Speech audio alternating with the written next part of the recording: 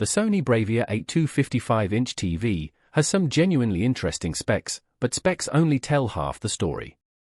Let's dig in. Now, I'll be the first to admit that one of my initial reservations with this TV was its price point. $4,000 for a TV is steep, and it's something that I know might make a lot of people pause before even watching it. But here's the thing, what really matters isn't just how much it costs up front, it's whether or not it'll be worth it in the long run. For me, the answer to that question was a resounding yes. You see, Sony has always been keen on providing top-notch features without making you feel like you're getting ripped off. And with the BRAVIA 82, I think they've done just that. Now, I'm not going to spend all my time talking about specs, because let's face it, they can get a bit dull. So, what really matters here is how these features make your viewing experience better. And for me, that's where the magic happens.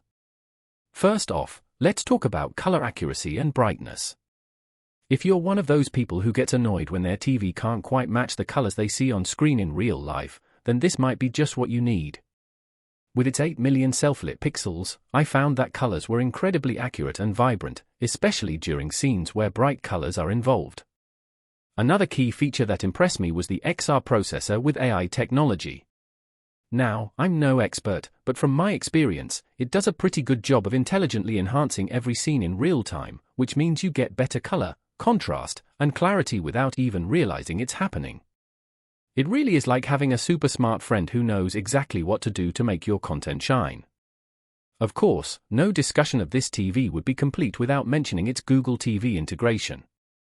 If you're already invested in the Google ecosystem or just looking for an easy way to find all your favorite streaming apps on one screen, then this is definitely something worth checking out. Plus, with the inclusion of Apple AirPlay 2 and Google Cast, I was able to easily stream content from my phone or tablet directly onto my TV. For some viewers, a major concern might be that this TV lacks a lot of features compared to some other high-end models on the market, like HDR10+ support for instance. However, what's important here is whether or not these specific features make a difference in your viewing experience. In my opinion, they do. One thing that I did find was a bit annoying. The lack of Dolby Vision support wasn't exactly a deal-breaker, but it was something I've grown accustomed to over the years.